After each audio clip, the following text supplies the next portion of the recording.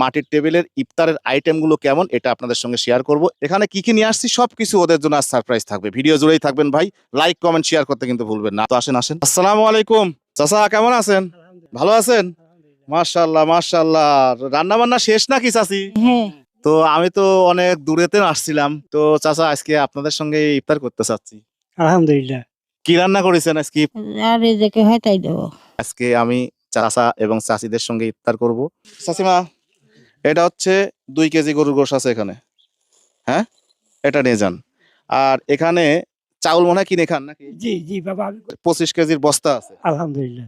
আর এখানে চাচিমা সয়াবিন তেল আছে 5 কেজি সয়াবিন তেল। হ্যাঁ, এখানে ছোলা আছে 3 কেজি। হ্যাঁ, আর এই যে এগুলো আছে, আলু আছে, পেঁয়াজ আছে। চাচিমা এগুলো নেন।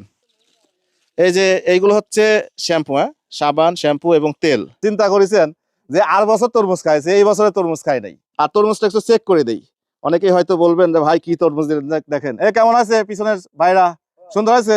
চাচিমা এই যে এখানে আজকের এইগুলো রাখেন। এই যে খেজুর আছে চাচিমা, সব নিয়ে আসছি।